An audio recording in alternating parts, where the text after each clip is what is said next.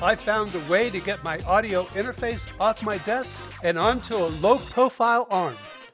Presenting the Tech Hound with Don Bullock. Hi there, I'm Don Bullock. This is the Tech Hound, where you can find out all about Apple devices and some related devices. This is the setup that I use for my podcast that I do on Basset Hounds. I do some other YouTube channels, but this is one where I've dedicated to mostly Apple and other technologies. Just recently, I added a new microphone and a Vocaster Two to my setup.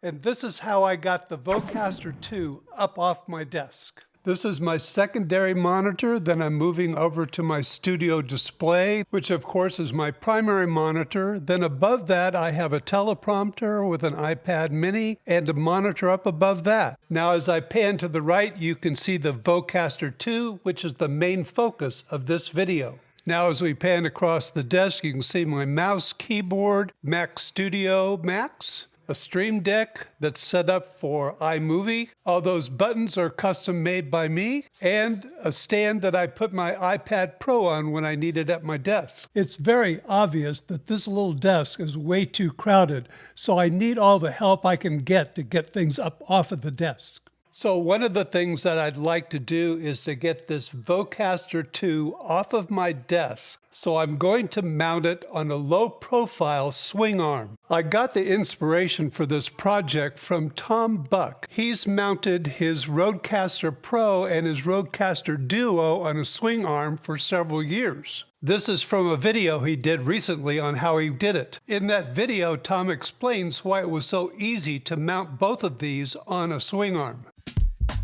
I think one of the most underrated features of the Rodecaster Pro 2 and the Rodecaster Duo is the fact that they have VESA mount compatibility built right in. This means you can put either device on any VESA arm for a ton of improved versatility or VESAtility in your setup. Well, that's great for those that can afford a Rodecaster Pro or Rodecaster Duo or have the need for them. For my budget and my needs, I decided that the Vocaster Two was the best option. Part of the reason was that the Procaster Duo was not available at the time.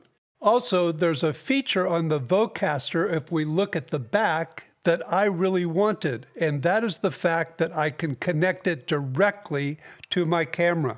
This jack is what connects it directly to the camera. It's missing from the Procasters and most of the audio interfaces that are available today. So my question was, how in the world could I get a VESA mount mounted to the back of my Vocaster Two? Well, I've successfully mounted my Vocaster Two to a VESA mount and then attached that to a low-profile arm. And this is really nice because it gets the Vocaster Two up off of my desk. And when I want it over here in front of me so I can see what's going on, well, it's real simple to reach over and grab the Vocaster Two and bring it over in front of me. Well, that's worked out really great. The Vocaster is right here in front of me. I can see it. I can adjust it if I need to. It's going to be handy, and best of all, it's now up off of my desk. Then when I don't need it anymore, I can push it back where it belongs, and it's up off my desk. And again, that's the best feature. I also have this headphone stand that I'd like to get off my desk. So as a bonus feature of this video, I'll show you how I solved that problem. So to get this thing started, I had to find a VESA mount that would do what I wanted it to do. I found this from Vivo. It's a universal VESA adaptable bracket kit. Based on the size they gave on Amazon.com, it looked like it was the right size for what I wanted. It also had a 1/4 inch bolt that would fit into my plans. This VESA mount was actually designed to attach a camera to another VESA mount, but I was planning to use it for something different. Here we see the VESA mount from a low-profile arm and the VESA mount hooked to the camera. Unlike the Rodecasters, my Vocaster from Focusrite did not have tapped holes in the bottom that I could screw a VESA mount on, so I had to find an alternative. I found this adhesive VESA mount set that I thought would work. According to the information, it looked like the right size. My wife is always saying sometimes I don't look at all the information, but this time I did. They claimed that all 4 of these adhesive strips would hold up to 22 pounds. That was certainly enough for the Vocaster and most likely all of the interfaces that most of us use. They even showed that it would hold large monitors, so I thought I was safe. This is what I had in mind, attaching the VESA mount to the bottom of the Vocaster Two.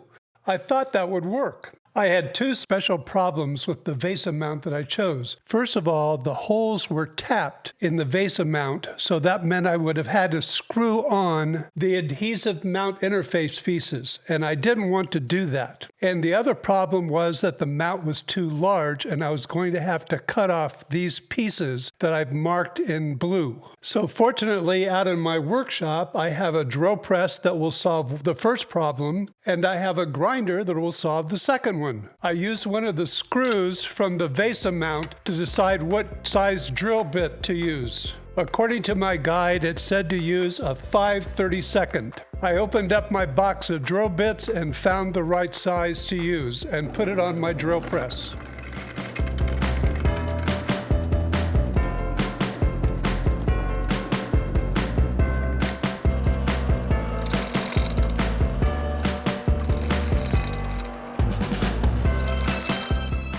Then I moved over to my grinder to grind down the excess pieces on the arms.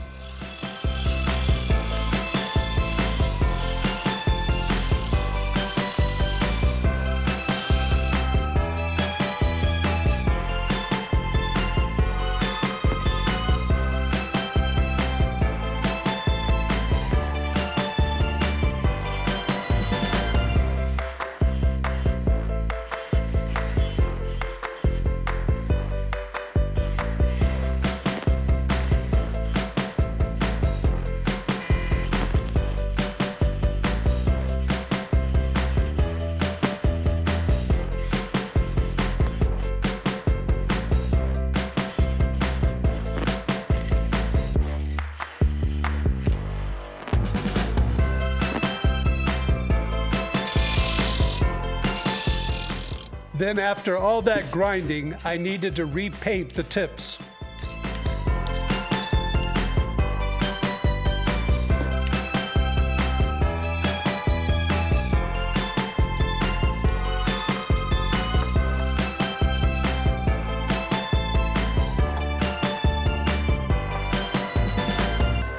Well, some of you out there are going to say, well, Don, I don't have a drill press and I certainly don't have a grinder. So what do I do? Well, a hand drill, if you clamp it down real well, will drill the holes into the VESA mount. And those extra pieces that stuck out that I ground off, they really don't get in the way, so you can just leave them on it. To put it all together, I laid a towel down on the dining room table and laid out all my parts. The Vocaster was laid down on the towel bottom up. I set out all the adhesive pieces as well. They have the studs that will hold the VESA mount. With everything laid out, I went through the following steps to put it all together. Those adhesive interface mounts are really easy to use. They're just peel and stick. Now before I stuck them down, I decided it might be good to have a dry run. So here's my dry run. I labeled all of the pieces, upper left, upper right, lower right. All of those are circled in blue. Then circled in green here are arrows pointing out. I knew those would help me orient the pieces when I started sticking them down. I didn't want to move them once they were stuck down. Putting on all 4 at the same time would have been difficult, so I decided to just do the top 2. This is just the trial run of those 2 pieces. Now that I'm stuck them down, I'm going to see if the VESA mount still fits on those 2 pieces. That way I know I'm okay. My next step was just to do the lower right. And then I added the lower left. All 4 pieces are now there, and the VESA mount does actually fit over them very well. It's really a tight fit, but that's what I wanted. My next step was to wrap the adhesive pieces around to the sides and cut off the excess. I decided by wrapping them around the sides that would give me some more surface area for them to adhere to. On the front I had a little bit of a problem because of the headphone jacks, but I worked it out. You can see here that all 4 pieces of the monitor adhesive mount interface have been successfully attached to the Vocaster Two. The VESA mount fit perfectly over those 4 studs. The next step was to take the 4 acorn nuts that come with the kit and attach those. The necessary wrench even came with the kit. Once all 4 of those nuts were tightened down, it was ready for me to start mounting it to the low profile arm. Well, now that I have the VESA mount attached to the bottom of the Vocaster, I can move on now and show you about the low profile arm. For my low profile arm, I decided this Ulanzi would fit my situation much better than some of the others. Your situation may differ. There's some out there that have a lot of different adjustability, so you might want to look into those as well. The full extended length of this Ulanzi is 18.9 inches or 48 centimeters. It can hold 4.41 pounds or 2 kilograms. One of the features that I needed for my situation was the 1/4-inch stud at the end of the arm. To add some adjustability, I decided to use a ball mount. I had one similar to this one. It's very cheap and really not very good. To put it all together, I decided I needed this 1/4-20 female screw double-threaded adapter. Yes, that's a real mouthful. Now you can see how all of this goes together.